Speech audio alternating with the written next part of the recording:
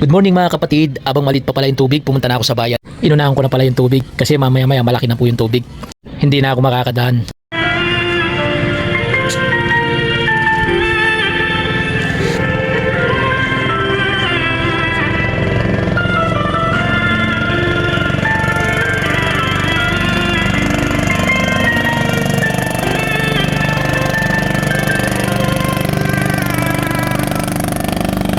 Naalala ko nung bata pa ako, naging matigas ang ulo.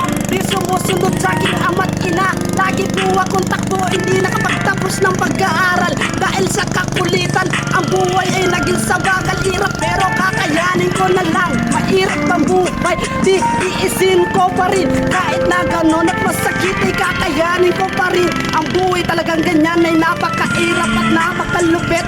Alam ko sa Pilipinas, pataas ng pataas yung bilian sa Pinas. Ngayon tumaas ang dalengke sa bigas at mga gas, lalong-lalo na sa lahat. Paano na yung gobyerno natin? Bakit di bumaba? Ano ba talaga nakakarindi sa mga tenga? Maskit man kakayanin kapatid, kailangan po natin tiisin. Talagang ganyan maging patay, lagi palagi iyakin, lumalaban mga bagay na simulan. Walang araw makakayanin na natin yan. Malalabanan natin ang problema at gutom sa tiyan. Ay kailangan kong harapin at tanggalin ko na lang mga bagay na aking sinimulan. Kailangan kong nang balikan. Yeah.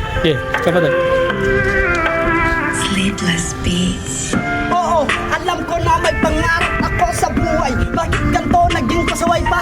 Ako hindi naniniwala, pero ngayon laking pagdinagbala. Salamat po aking ama at salamat sa may kapal. Sa'yo pa rin kahit makasalanan, lagi pong nagdarasal sa inyo. Lagi pong dinggin mga panalangin ko. Ikaw lang talaga ang Panginoon, nagbibigay pa ng lakas para sa mga iba na tao. Yakin na balikan mga ating pang sinimulan.